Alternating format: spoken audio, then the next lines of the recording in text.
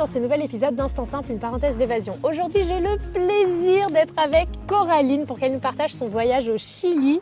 Ça va être un épisode retrouvailles entre copines, complètement, racontage de vie, racontage de voyage. Bref, j'ai trop hâte. Je vous en dis pas plus et je vous laisse avec la suite.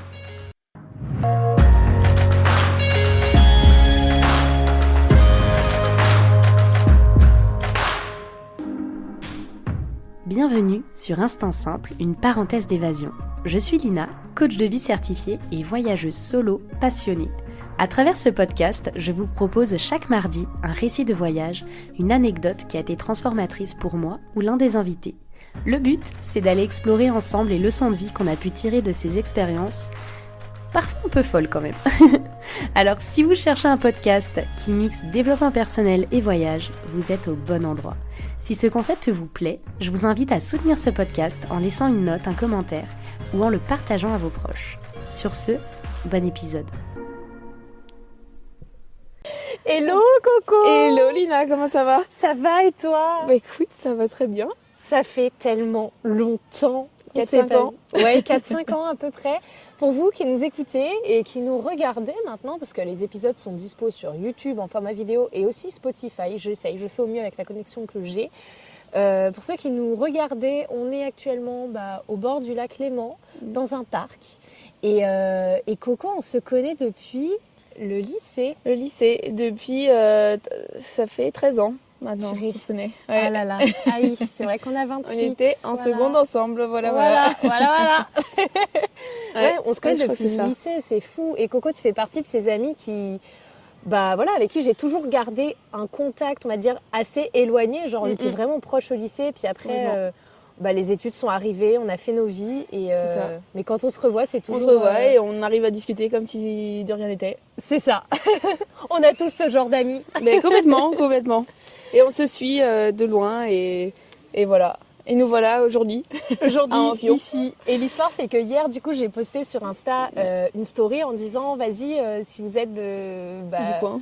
Ouais, si vous êtes du coin, du 74, et que vous êtes chaud à enregistrer un épisode de podcast, manifestez-vous.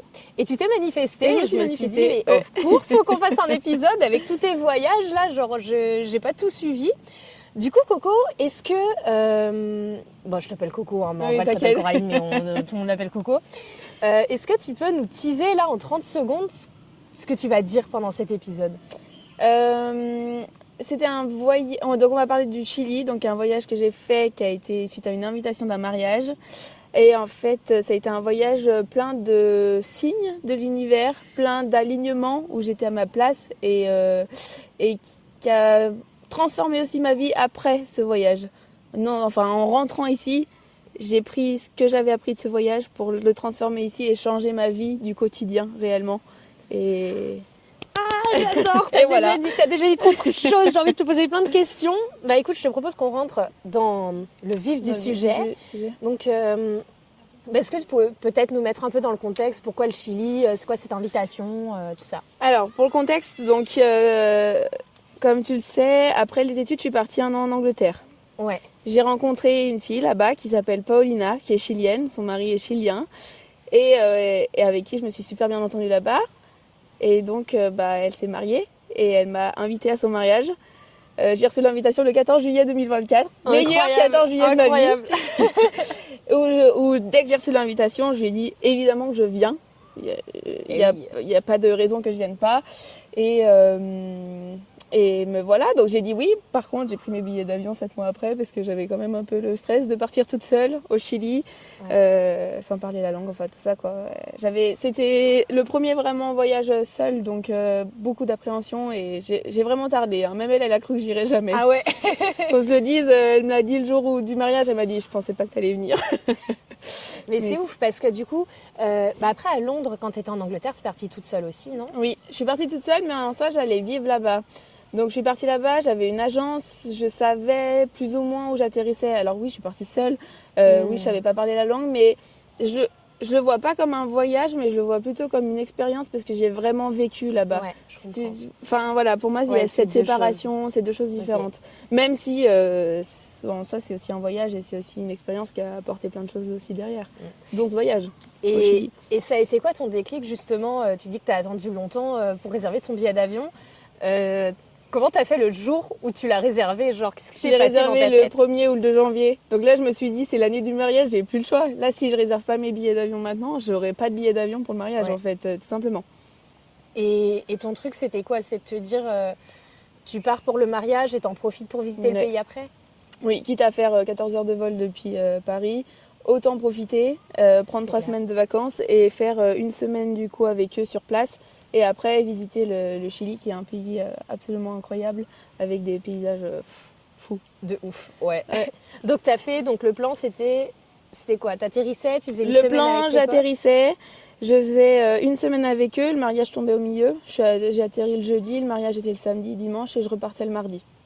Ok. Après ça, du coup, le plan, c'était que je parte en Patagonie. J'avais réservé mes avions, etc. pour la Patagonie. Et après, je ne savais pas trop. J'avais mes 2 spots de Patagonie où je voulais aller. Et après, la dernière semaine, je ne savais pas trop quoi faire. Et on s'est décidé sur place, en fait, avec ma pote, sur ce qu'on allait faire. Et du coup, j'ai tout remonté. Je suis remontée tout en haut. Et je suis allée dans le désert d'Atacama, où là, elle m'a rejoint pour 2 jours. Donc, je suis restée une semaine. Elle m'a rejoint Donc sur 2 la jours. mariée? La mariée, ouais. Ok. Elle m'a rejoint. Elle m'a ramené mes affaires aussi parce que j'avais Eh oui. laissé ma robe de mariage là-bas parce que je n'allais pas la prendre en sac à dos. Et ouais, elle m'a rejoint là-bas. Et puis après j'ai fini à Santiago du Chili pour le dernier jour. Ok, trop bien. Donc t'as atterri à quel aéroport au début? Santiago. Santiago, ok. Et c'est quoi enfin genre, qu'est-ce qui t'a marqué? Comment tu te sentais dans l'avion? Eh ben, pas grand-chose en fait. Enfin, je sais pas, j'étais super heureuse, super excitée. Quand je suis arrivée à Santiago, c'était là, bah ça y est, j'y suis en fait. Enfin, j'y suis vraiment, mais en même temps, bah, vu que j'ai pris de l'avion de Paris à Santiago, enfin, je sais pas, c'était la même chose. Tu vois, en plus, Santiago, t'arrives, t'as les Andes, c'est entouré de montagnes, donc c'est comme chez nous en soi. Enfin, c'est juste un peu plus pollué et un peu plus aride, mais tu as quand même toutes les montagnes quand t'arrives à l'aéroport. Donc tu sens à la maison. Ouais, c'est vrai.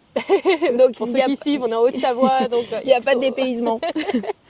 C'est ça. Et du coup, t'arrives, donc les jours du mariage se passent. Et raconte, qu'est-ce qui se passe pendant le mariage? Après, est-ce que tu rencontres des gens? Enfin... Oui, alors, écoute, déjà pendant le mariage, donc moi c'était un voyage qui était déjà important pour moi, pour la confiance en moi et tout ça. Je partais dans un mood où j'étais pas très bien. Ok. Va à un mariage dans un pays étranger où t'es la seule étrangère, laisse tomber. Et j'imagine, Alors là, l'espagnol, tu parles pas en plus espagnol? L'espagnol, je parle pas du tout. Hein. Non entiendo et non hablo espagnol. Hein. Non entiendo, c'était la phrase fétiche.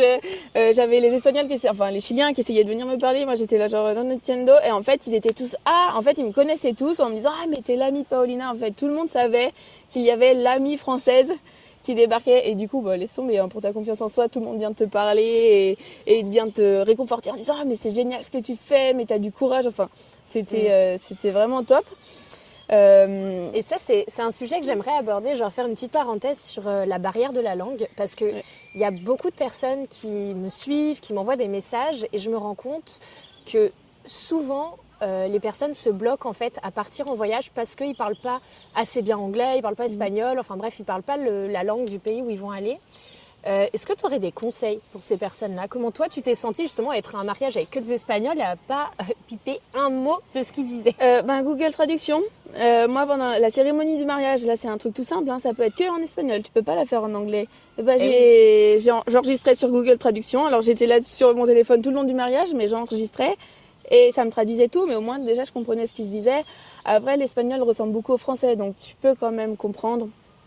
Et puis après, les gens ils parlent. Enfin, après moi j'ai l'avantage de parler anglais de mon expérience à Londres, donc je parle très bien anglais et ça y a aucun souci. Donc c'est vrai que ça a été beaucoup plus simple avec tous les invités du mariage de parler en anglais. Après, il y a toujours les gestes qui permettent d'aider, on essaye de se comprendre, de trouver des solutions. Et puis voilà, Google Traduction reste ton ami. Le papa de la mariée, donc de mon ami, ne parlait pas un mot d'espagnol. On a quand même pas un mot d'anglais, ou de français. Et on arrivait très bien à se comprendre. On utilisait Google Traduction, on essayait d'utiliser les petits peu de mots qu'on connaissait et voilà quoi. Mais je suis contente que tu dises ça parce que j'ai l'impression, pour toi, du coup, ça n'a pas du tout gâché ton expérience. Ah non, pas du tout. Non, non, du tout. Au contraire, ça m'a même donné envie de l'apprendre.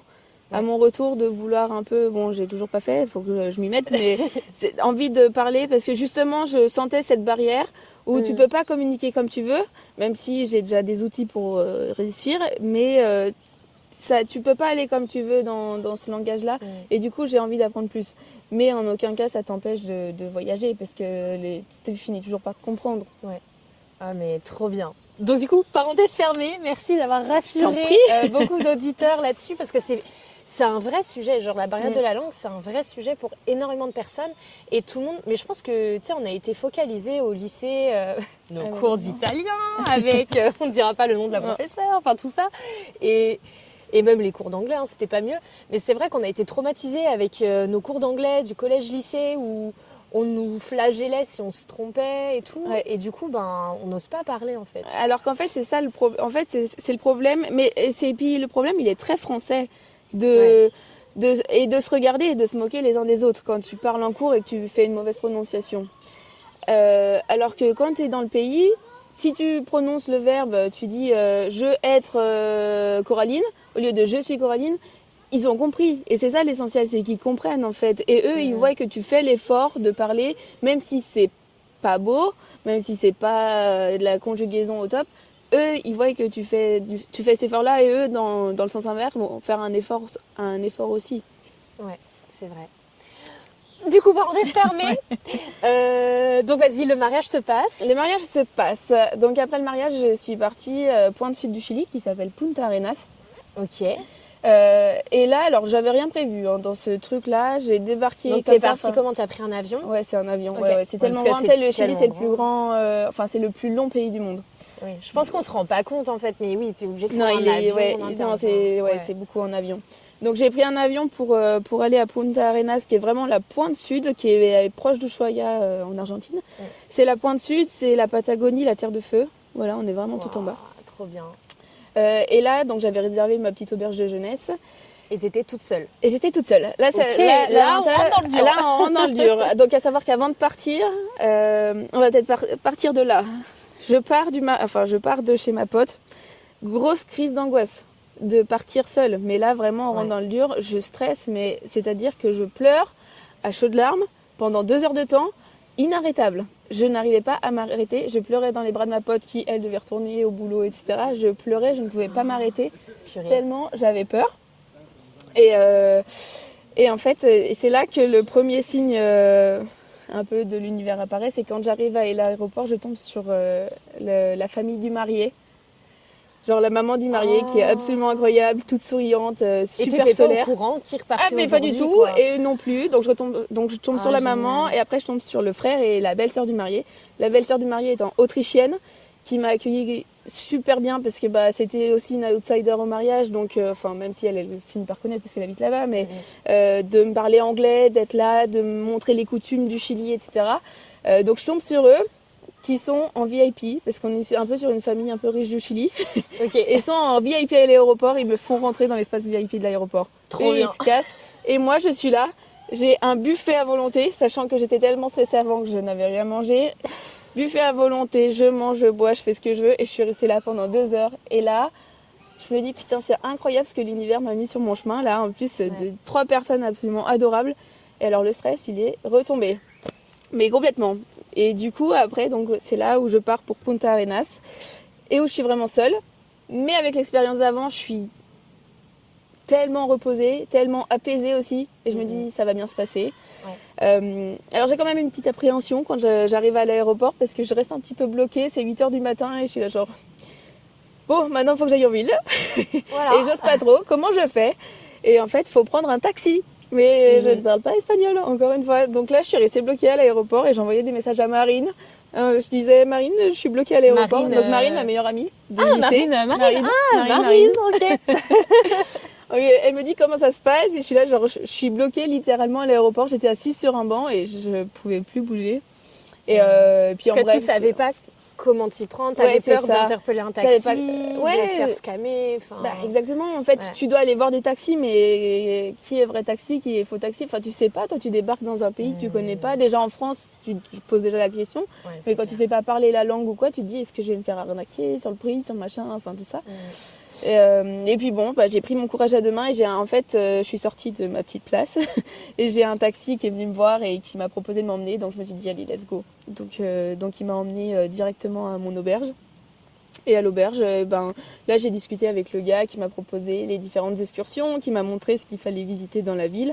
Et j'ai fait un peu comme ça mon petit voyage. C'était la première fois que tu allais dans une auberge ou pas? Non, j'en avais déjà fait avant. Mais c'est la première fois que je faisais une auberge seule. Ah ouais. Et comment ça s'est passé? Eh écoute, trop bien. Parce que l'avantage des auberges, c'est que tu rencontres tout le monde. Tout le monde, donc tu parles anglais, tu parles espagnol, tu parles français. Donc tu as quand même un peu l'impression d'être de retour en France. Ouais. Je rencontre un gars en Patagonie. Sa grand-mère, elle habite là, à Amphion. Mais non! Je te jure, elle habite à Amphion, Tu sais, il fallait partir tout à là-bas. 2 kilomètres d'ici. Et j'étais là genre, mais c'est énorme quoi. Enfin, c'était trop drôle. Donc c'est toutes ces petites rencontres et tout qui sont incroyables en fait. Et du coup, tu restes donc là dans le sud du Chili, à Punta Arenas. Tu fais combien de temps dans cette auberge et tu fais les excursions? Je fais 4 jours. Ah ouais, quand même. Je fais 4 jours. Dans les trucs, en fait, du coup, vu que je ne m'y suis pas prise, les excursions étaient un peu toutes pleines. J'en ai fait qu'une qui est la visite de Magdalena Island, c'est la visite des manchots. En fait, tu vas voir des petits pingouins et tout, c'est trop chou, ils sont trop choux. Et le reste, en fait, je me suis basée sur ce que le gars m'a dit de faire dans la ville. Donc, il m'avait dit, il y a un mirador, il faut aller au mirador, il faut aller au cimetière, il faut aller voir, il y a un centre militaire, enfin voilà, tu vas voir un peu tout ça. Il m'avait donné les points à aller faire. Et j'ai une question qui, là, est très cliché qu'on peut avoir sur l'Amérique latine, l'Amérique du Sud. Tu sais, souvent, on dit en mode « Non, mais l'Amérique du Sud, toute seule, c'est trop dangereux en tant que fille et tout, blablabla. » Moi, c'est vrai que j'ai fait l'Asie du Sud-Est. Alors, pour le coup, en tant que fille toute seule, t'es tranquille au possible. T'es plus tranquille qu'à Paris, tu vois. Ouais. Toi, comment tu t'es sentie dans une ville au sud du Chili toute seule? Est-ce que tu as eu C'est des super appréhensions safe. ou pas? Super safe, La ok. Patagonie est super safe. Tu peux y aller, c'est très safe. Après, je faisais attention de ne pas sortir le soir seul. Malgré tout, tu fais quand même attention à ça, tu vois. Mais la Patagonie est super safe. Je dirais pas la même chose du nord du Chili. Ok. Santiago, San Pedro de Atacama, c'est des villes qui craignent un peu plus. Donc là, pour le coup, je faisais un peu plus attention et j'étais un peu plus sur mes gardes. Tu sors pas avec ton téléphone dans la rue. En Patagonie, il n'y a pas de souci. Tu trimbales ton téléphone dans la rue, ok. Les autres, tu le laisses ranger. Mais après, tant que tu restes safe, tu fais attention, tu t'acceptes pas, à boire de n'importe qui, tu vas pas parler à n'importe qui. Oui, voilà, c'est ça comme reste chez nous, en fait. Ouais, ça reste des réflexes que tu ferais pas voilà, ici. c'est ça. Quoi. Ouais. C'est ça. Et honnêtement, moi, je pense qu'en France, on n'est pas plus en sécurité qu'ailleurs, hein, honnêtement. Non, tu sais qu'il y a un classement qui est sorti cette année, comme quoi la France, aujourd'hui, dans le pays où on se sent le plus safe, c'est passé après le Mexique, tu vois. Ouais, mais ça Genre m'étonne pour pas. te dire, genre moi Non, ça non. m'étonne pas. Quand les gens ils me disent ouais t'as pas peur une fille toute seule, je dis mais va à Paris, genre va à Paris, tu te fais tes frayeurs, hein, t'as pas besoin d'aller loin. Complètement. Donc non, en fait, en vrai, non, franchement. Et puis tout le monde est cool. Tu rencontres plein de voyageurs aussi parce que la Patagonie reste quand même très touristique, donc tu as plein de voyageurs, etc. Donc tout le monde connaît ce que c'est. Et Trop c'est ce bien. que c'est. Et donc là, du coup, on est à Punta Arenas, au sud du Chili, pendant 4 jours. Ouais. Est-ce que tu as des petits tips d'ailleurs, s'il y a des gens qui veulent visiter cet endroit? Est-ce que c'est un endroit que tu recommandes? Est-ce qu'il faut s'y prendre à l'avance pour les excursions? Ouais, pour les excursions, il faut s'y prendre un petit peu à l'avance. Ou alors aller voir ceux des auberges de jeunesse parce que du coup, en tout cas, moi, ils connaissaient, etc. Mais je me suis prise trop tard. En fait, c'est juste ça. J'y serais allée dès le premier jour. Je lui aurais demandé dès le premier jour de réserver telle ou telle excursion. Ça aurait été bon, mais ça l'a pas fait. Ah oui, ok. En fait. Du coup, Punta Arenas, j'ai pas tant de tips que ça. Parce que c'est pas une ville qui m'a marqué. Alors ça m'a quand même marqué, je suis arrivée, il y a eu un arc-en-ciel, c'était beau, mais j'ai pas pu trop voir tant que ça. C'était, tu vois, on voit vraiment que c'était la première ville que je faisais et où j'ai pas trop osé. Ok. C'est littéralement ça. Donc du coup, je peux pas trop en dire dessus. Ouais. Je comprends. Ouais, tu faisais genre les points qu'on te disait de faire, Ouais, c'est ça. les trucs touristiques, parce que tu n'avais pas trop envie de t'aventurer n'importe où. Quoi. Ouais, c'est ça. Ok. Donc je sais pas trop dire. Il y a peut-être des belles choses à voir, hein, mais j'en ai pas trop fait là-bas. Et ensuite? Ensuite, après ça, je suis partie à Puerto Natales. Donc là, c'est un petit peu plus au nord. Donc là, j'ai pris le bus qui relie, je crois, il y a 3 heures entre les deux. Ah, ça va. Et Puerto Natales, c'est la ville je dirais un peu, c'est la base où il y a plein de trekking. Parce qu'à côté de Puerto Natales, c'est à Torres del Paine. C'est un parc national qui est connu pour des gros treks, des grosses randos, voilà. Et le Torres del Paine, c'est un parc qui est incroyable. Et Puerto Natales, c'est vraiment la ville de base, c'est la base du truc en fait. En gros, c'est là où tout le monde se rejoint. Donc là, j'étais dans une petite auberge. Alors je me suis fait avoir, j'avais pas regardé, il n'y avait pas de cuisine pour cuisiner. donc là, c'est un petit tips. Regardez sur les auberges si vous avez des cuisines, parce que moi, je m'étais dit, je vais me faire à manger à Puerto Natales une fois que je serai un peu posée et tout. Et ben pas du tout. Là, il fallait prendre des trucs déjà faits, là, lyophilisés et tout, puis tu mets ta petite eau et puis voilà. Donc ça, c'était le seul truc, le seul point un peu négatif de l'auberge que j'avais, mais du coup, j'ai rencontré des gens là-bas qui m'ont rassurée, avec qui on a discuté, etc. C'était vachement cool, avec qui je suis sortie, boire des coups, rencontrer, jouer. Est-ce que tu as fait des expéditions avec des personnes que tu as rencontrées justement dans les auberges, ou tu sortais plus le soir avec eux, mais la journée je sortais le soir. Mais en fait, c'est moi ce que j'ai fait, parce que je voulais quand même faire des expéditions et voyager, vu que c'était mon voyage seul, vraiment le premier, je voulais rester safe. Donc en fait, je suis passée par un site internet, on ne citera pas le nom parce que voilà, mais je suis passée par un site où tu as plein d'excursions, c'est safe, et du coup, je bookais mes excursions dessus. Et je partais tous les jours en excursion avec ce site internet. Ah, trop bien. Ouais, et du coup, voilà, donc j'ai fait... tu peux dire, hein, c'est quoi ? C'est Get Your Guide. Ah oui, ok, je connais. Donc ça, vraiment, pour un premier voyage solo, c'est top. Tu es dans ta ville et tu regardes tout ce qu'il y a à faire et ça, c'est génial. En plus, tu as des avis, enfin, genre, c'est... Ouais, je vois ce que tu veux dire. Ouais, tu as les avis, tu sais sur qui... Enfin, voilà, tu sais sur quoi tu peux compter. Moi, ils venaient nous chercher directement à l'auberge, la plupart. Donc quand ils faisaient leur tour pour partir, et du coup là j'ai fait plusieurs excursions, et là pour le coup Puerto Natales, il faut y rester quelques temps si tu veux voir un peu tout, parce que c'est vraiment très très beau, autant la ville que le reste. Tu vois vraiment que tu es dans la Patagonie, tu as vraiment les montagnes à côté, sauf que toi tu es au niveau de l'océan, parce que c'est l'océan, et tu as les fjords c'est à faire, c'est magnifique au lever du soleil, mais c'est incroyable, tu es à la brume et tout, mais mon meilleur souvenir c'est d'avoir fait les fjords. C'est une excursion que j'ai quand même appelé ma mère en me disant « Maman, elle coûte quand même 300 € cette excursion, est-ce que je la fais ou pas ?» Et elle m'a dit « Tu vas y aller qu'une fois dans ta vie ?» Oui. Bon, bah alors vas-y, fais-le. Ouais. Est-ce que tu te souviendras de ces 300 € dans un an sur ton compte, tu vois ? C'est surtout ça la question. À l'heure actuelle, moi je te le dis, oui. Oui, bon voilà. Non mais à côté des fjords et de ce que j'ai vu et des souvenirs que j'ai, non, mais c'est incroyable. Et tu penses que c'est des choses, là tu l'as fait dans le cadre d'une excursion, mais quelqu'un qui n'a pas envie de le faire en excursion, est-ce qu'il peut s'y rendre tout seul Non, parce que là les fjords, c'est avec des bateaux, etc. Donc il te faut un guide dans tous les cas. Ouais, là il te faut un guide. Après, quand tu vas du coup à Torres del Paine, là dans le parc, t'as des randos et ça tu peux faire tout seul. T'as pas besoin d'avoir de guide, il faut juste que tu arrives à aller là-bas, parce qu'il y a quand même 1 heure de route depuis Puerto Natales à peu près pour aller au début de Torres del Paine. Mais par contre, tu peux faire tes randos seul là pour le coup. Et donc les fjords, incroyables. Ah, les fjords, ouais. Mon plus beau souvenir, c'est les fjords. Parce qu'à la base, c'est pour aller voir des glaciers. Mais moi, c'est les fjords que j'ai retenus. Parce que c'était incroyable, c'était trop beau. Trop bien. Et du coup, tu as fait combien de temps à cet endroit ? J'ai fait 5 jours. Ah ouais, quand même. Hein. Donc les 3 semaines, ça passe vite là. Si tu fais déjà... Les 3 semaines, ça passe super vite. Et donc après ça, tu as fait quoi ? Et après, je suis partie à San Pedro de Atacama. Donc là, tout au nord. J'ai repris l'avion. Et on est monté tout au nord. Et là, c'est le désert. Donc là, on change complètement de paysage. Patagonie, t'es un peu chez nous. T'as de la montagne, t'as l'océan, t'as un peu de tout, t'es bien tranquille. Désert d'Atacama, tu débarques. C'est incroyablement beau, mais ça n'a rien à voir avec ce que tu as vécu de ta vie. Autour de toi, donc tu as quand même des montagnes, parce que tu as quand même les Andes autour de toi, mais c'est des volcans. Tu as des volcans partout, c'est trop beau. Et puis ça reste un désert, donc avec les salars. Le premier jour que j'ai fait, je suis allée voir des geysers. Et là, tu montes à 4000 mètres d'altitude, voire 4005. Là, la respiration, elle est un peu difficile. Hein. Le premier jour, tu débarques... et même pour nous qui sommes de la montagne, genre, on se dit, on a l'habitude, mais 4000... on monte jamais à 4000, quoi. Ouais, c'est vrai.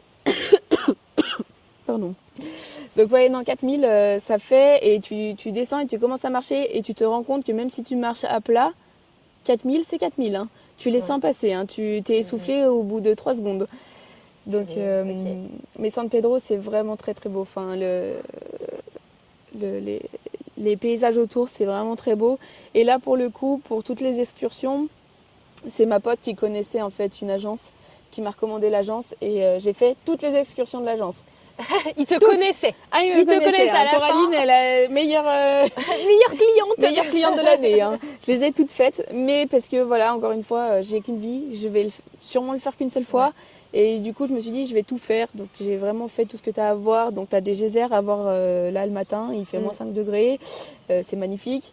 La vallée arc-en-ciel. Tu as les roches rouges. Enfin, bref, tu as plein de trucs à voir. Et comment tu as défini cet itinéraire, justement? Parce que donc tu as commencé à Santiago, là où il y avait le mariage. Ensuite, c'est descendu. Tu as fait 2 destinations dans le sud, une dans le nord. Après, tu es retourné, j'imagine, à Santiago, du coup. Ouais.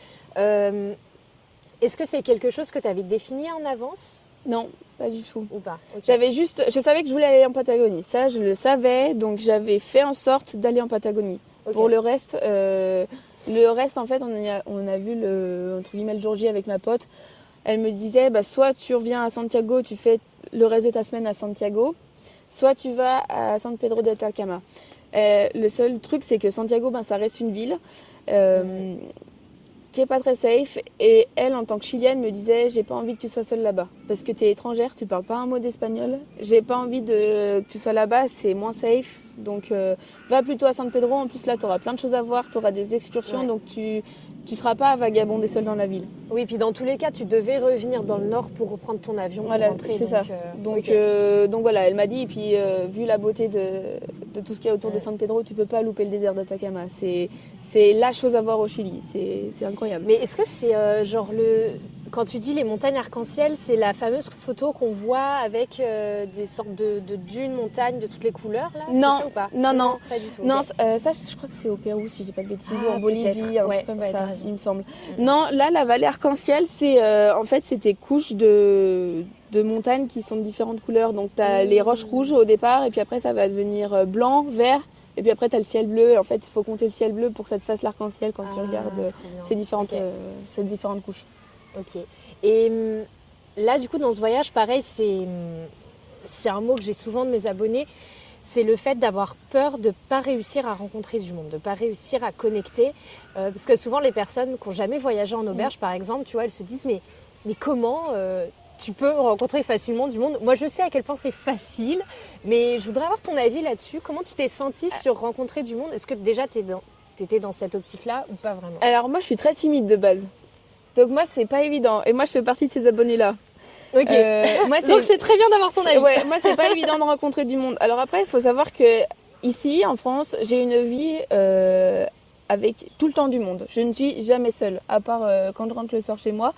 Mais je suis jamais seule. Je vois tout le temps du monde. Tous les week-ends, je sors. Enfin, j'ai une vie très très remplie. Et du coup, d'arriver au Chili, d'être seule, pour le coup, moi, ça m'allait aussi. Pour le coup, d'être timide et de pas trop parler aux gens. Ok. Et en fait, après, effectivement, en auberge, là, ça va être à toi d'oser aller voir les gens ou d'oser discuter. Donc moi, je sais que j'ose pas forcément. Donc la première auberge, j'ai discuté un petit peu avec des Belges parce que pour le coup, on n'avait pas cette barrière de la langue. Je parlais en français avec eux sans souci. Mais je restais dans mon coin. Et en fait, on voit au fur et à mesure du voyage qu'au fur et à mesure des auberges, je commence à discuter avec les gens. Après, Puerto Natales, là j'ai discuté, il y avait une fille qui voyageait beaucoup. Donc là, c'est plus elle qui vient vers toi. Tu vois, elle a l'habitude, elle connaît, elle est très ouverte. Donc là, on avait pas mal discuté. Et puis, ma petite rencontre de Puerto Natales, c'était un Irlandais. Et lui, je vais le retenir parce qu'il m'a trop fait rire. En fait, il avait plus de connexion Internet. Et ça part de là. Il n'a pas de connexion Internet, il doit aller au supermarché. Et il me demande la route. Et je lui dis, moi, j'ai plus rien à manger, donc si tu veux, je t'accompagne. Et en fait, c'est passé comme ça. Du coup, je l'accompagne au supermarché, on achète nos trucs à manger, on va boire un coup derrière. Et après, on a passé la soirée à jouer aux jeux de cartes. Donc, moi, je lui ai appris la bataille. Lui m'a appris des jeux irlandais, du coup, pour le coup. Et voilà, en fait, et ça s'est fait comme ça. Et du coup, on est resté en contact. Et voilà, c'est juste... pas de connexion internet qui fait que Ouais. qui fait que on s'est parlé. Et puis après San Pedro, alors je m'entendais très bien avec le gars de l'accueil de l'auberge de jeunesse. Ok. Alors que lui, pour le coup, il parlait pas anglais, moi je parlais pas espagnol, mais je crois que c'est ce qui nous a fait rire en fait, c'était d'essayer de communiquer comme on pouvait l'un et l'autre. Donc lui, pareil, j'ai gardé contact parce que lui, c'était le seul que je voyais tout le temps. Et après, celle de ma chambre, dans ma chambre, je partageais aussi avec une Canadienne. Enfin, non, une Indienne qui vit au Canada. Et avec elle, on a passé la soirée ensemble. On s'est dit, allez, let's go, on va manger un bout ce soir ensemble. Alors qu'on se connaissait pas 5 minutes avant. Et on s'est dit, viens, on va manger un bout. Et let's go. Et depuis, pareil, on est toujours en contact. Et le but, ce serait d'aller plus tard la voir au Canada, quoi. Ah, trop Donc en bien. fait, faut pas avoir peur. Mais il faut quand même aller oser parler aux gens. Faut se dire, allez, let's go, j'y vais. Parce que si tu y vas pas, ça va... Moi, j'ai eu la chance, les gens sont plutôt venus vers moi, mais je sais que voilà, il faut quand même de soi-même aller voir les gens. Après, comme tu dis, c'est peut-être aussi avec le temps, tu vois, les premières auberges, tu peux être timide et tout, et puis au fur et à mesure, tu te détends, tu vois. Complètement. Genre, au fur et à mesure des auberges, tu commences à comprendre le mécanisme, et puis tu rencontres des gens, et puis du coup, enfin, Puis voilà. tu commences à avoir confiance en toi, et puis tu as déjà fait des voyages, donc tu peux aussi discuter de ça. Enfin, c'est des trucs où voilà, ils vont te demander des conseils sur tel ou tel endroit, tel endroit du pays, enfin voilà, sur des choses que tu as fait, etc. Donc ça se crée au final le dialogue. Et donc après, donc le nord, tu es redescendu voir tes amis à Santiago. Oui. C'est ça, avant ton départ. Ouais, alors non, en fait, eux, ils sont pas sur Santiago. Eux, ils sont à Concepción, c'est une ville à côté. Donc, je suis redescendue à Santiago le dernier jour. Je suis arrivée le mercredi pour prendre mon avion le jeudi, en fait. Oui, ok. Donc, Santiago, j'en ai quand même vu. Mais en fait, c'est là où il y a tous les signes qui se sont mis au fur et à mesure de mon voyage, qui se sont terminés à Santiago, où 3 jours avant de partir, je reçois un SMS, votre avion a du retard. Il est comment dire, delayed. Il est retardé. Décalé, ouais. Il est décalé de 11h. Donc en fait, je devais partir le jeudi matin à 11h et je suis partie le jeudi soir à 11h quasiment. Donc j'ai eu une journée entière pour Santiago et pour le coup, il y avait un ami des mariés que j'avais rencontré au mariage qui m'avait dit si tu as besoin de visiter Santiago, tu me le dis. Allô Pablo, j'ai une journée entière à Santiago, fais-moi visiter Santiago. Et du coup, on a visité Santiago ensemble. Trop bien. Il m'a fait visiter les petits points, les petits trucs. Bon, j'ai loupé un peu certains trucs parce qu'il y avait des manifestations ce jour-là et un peu la grève. Ah ouais. La grève n'est pas qu'en France, mais voilà, non, c'était trop cool. Trop bien. Ouais. Et après, t'es rentrée. Et après, je suis rentrée. Et comment... c'est quoi ton ressenti à la fin du voyage, là, quand tu montes dans l'avion? Qu'est-ce qui se passe dans ta tête? Tu réalises tout ce que tu as vécu ou... Non, je crois pas. Non, je réalise pas. Non, mais je réalise pas du tout. Moi, je suis encore... Mais je te dirais, j'ai même eu du mal à réaliser, même encore ici. Je pense que ça fait 1 mois où, ça y est, j'ai vraiment atterri, je suis vraiment en France, alors que ça fait 6 mois que je suis rentrée. Plus. Ouais, je sais même plus combien de temps, mais ouais, 6 mois. Mais ça fait seulement 1 mois où je me dis, ça y est, c'est bon, je suis bien de retour chez moi. de retour chez moi, alors que... Parce que vraiment, ça m'a vraiment marqué dans ma vie. Pour tout.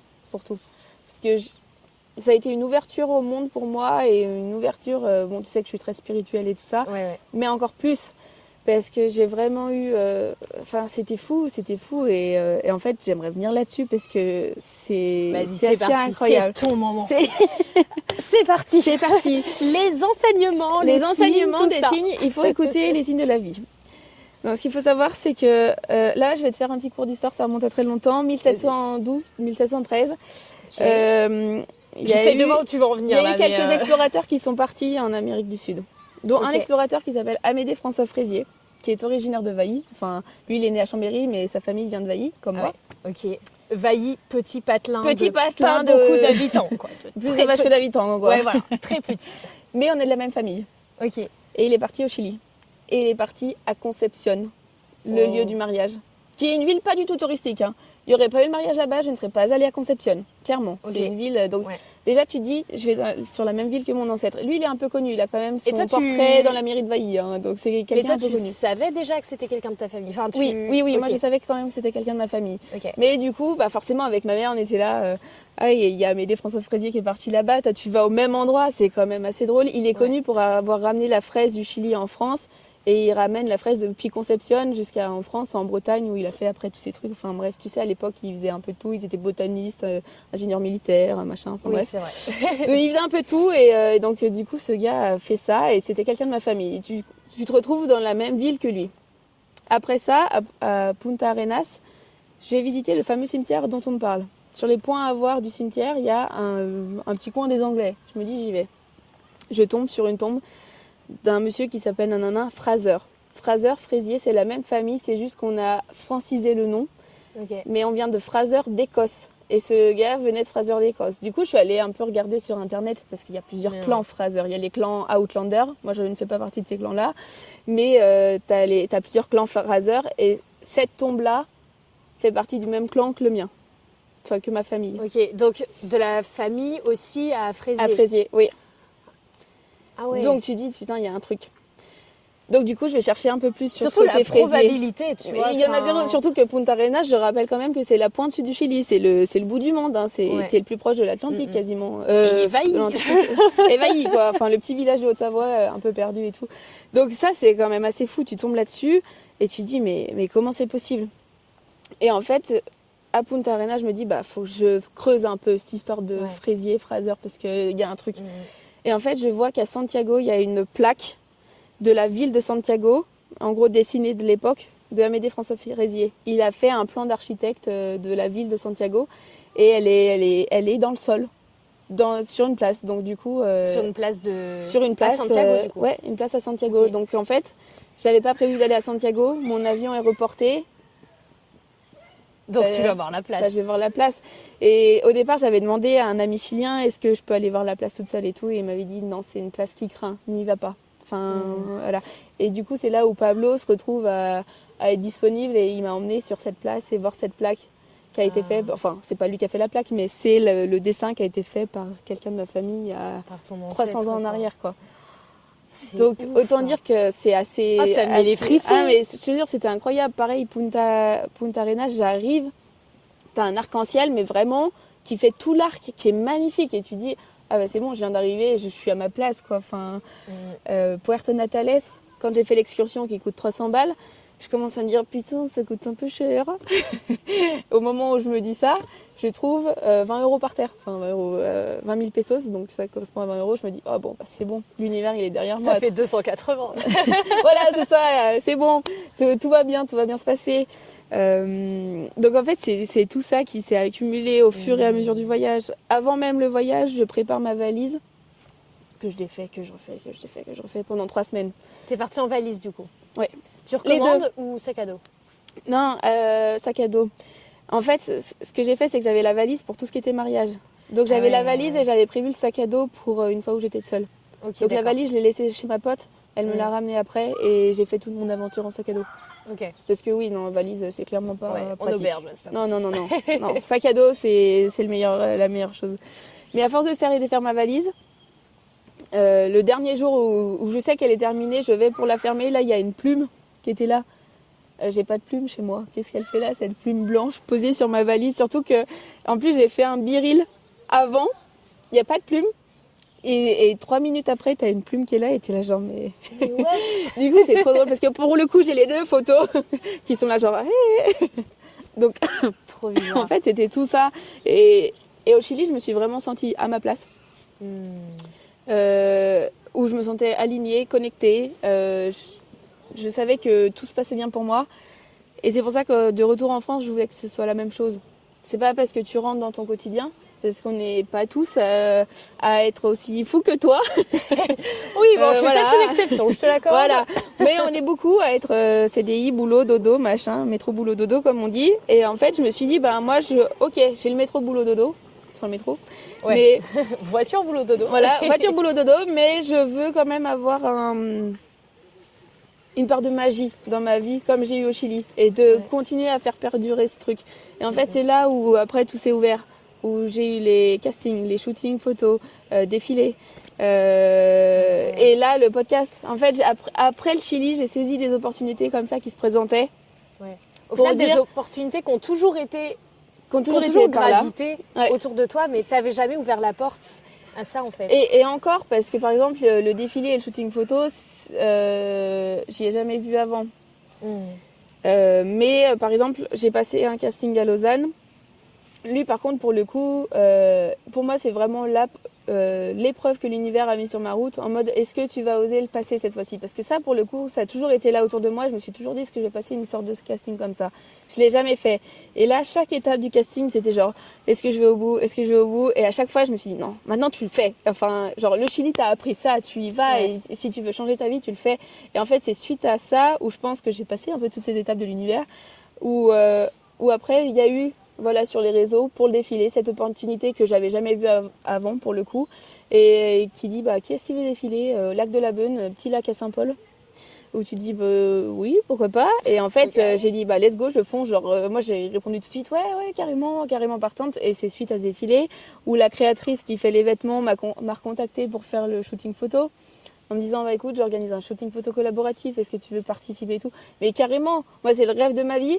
Et en fait, je pense que tout ça, j'en suis persuadée que tout ça découle du Chili et de tout ce que j'ai osé faire après ce voyage qui a ouvert mes yeux.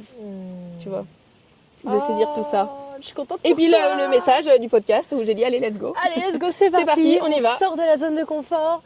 Et on fonce. Mais c'est incroyable, Enfin, franchement, bravo, parce que tu vois, je sais que moi, dans mes tout premiers voyages, j'étais en mode la personne que j'étais en voyage, j'adorais cette personne parce que je me trouvais beaucoup plus, comme tu dis, tu vois, à dire oui à l'aventure, à dire oui aux opportunités que d'habitude je disais non. Je me retrouvais beaucoup plus ouverte. Et en fait, quand je revenais chez moi, je retombais dans la Lina ultra timide que tu as connue au lycée, tu vois. Et du coup, je m'étais dit, mais comment ramener cette personne que je suis en voyage dans mon quotidien? Est-ce que tu aurais des conseils à donner aux personnes pour ça? En fait, il faut observer ce que tu aimes chez toi en voyage. Qu'est-ce que tu aimes et qu'est-ce que tu veux ramener? En fait, c'est vraiment un travail d'introspection parce que moi, j'étais comme toi. Hein, je me disais, mais j'adore la Coraline en voyage. Enfin, je vois que je suis vraiment pas la même en voyage. Et je me suis dit, je veux avoir cette même nana dans ma vie tous les jours parce que j'ai une confiance en voyage. Je suis superwoman en voyage. Et dans ma vie tous les jours, je suis là un peu renfermée, un peu voilà. Et je me suis dit, non. Maintenant, ça suffit. Parce que le bien-être que tu ressens quand tu es vraiment toi en voyage, faut le mettre là. Mais du coup, j'ai vraiment regardé qu'est-ce qui m'a plu au Chili, par exemple.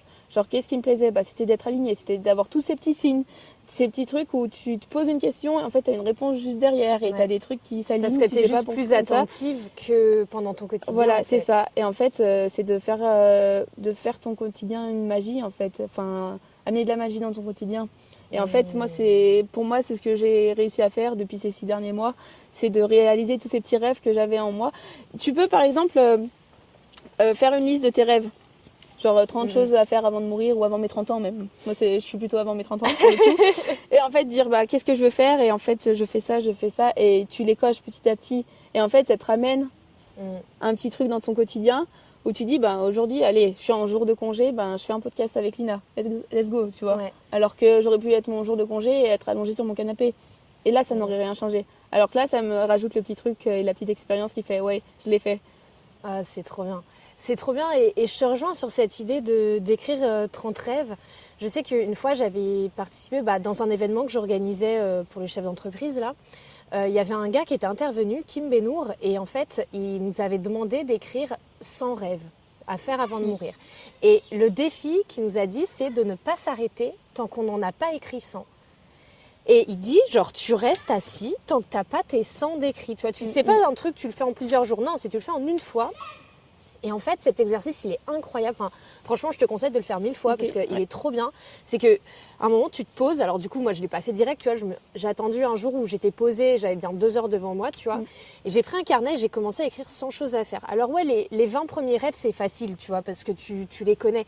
Mais en fait, pour arriver à 100, ça te demande... Ça fait un paquet quand même. C'est ça. En fait, ça te demande d'ouvrir des portes dans ton esprit. Tu sais, au début, tu mets tes trucs faciles, on va dire, enfin, obvious que tu as. Et puis après, j'analysais vachement ce qui se passait dans ma tête, tu vois. J'avais le moment où je me disais, vas-y, tiens, là, niveau sport, c'est quoi tes rêves ? Niveau amour, c'est quoi tes rêves ? Niveau professionnel, c'est quoi tes rêves ? Niveau loisirs, c'est quoi tes rêves ? Niveau voyage, c'est quoi ? Et en fait, à chaque fois, hop, t'ouvrais des nouvelles choses, des nouvelles... Et ça veut pas dire qu'il faut que tu fasses ces 100 choses-là avant la fin de ta vie. Mais ça veut juste... En fait, ça t'aide à voir que tu es passionné par des choses et qu'il y a des choses qui te motivent dans la vie. Et qu'il y a plus de choses que ce que tu crois, tu vois. Complètement. Et c'est... Enfin, ouais, j'adore ça. Et c'est OK que tes rêves, ils changent. Hein, Mais complètement. Mais tout change. Toi-même, tu changes au cours de ta vie en fonction de tes expériences. Et au final, il y a peut-être un rêve que tu avais mis là sous le tapis en disant, voilà. Et puis en fait, un jour, il va juste être celui que tu veux à tout prix réaliser, alors qu'au final, pour toi, tu l'avais oublié, tu vois.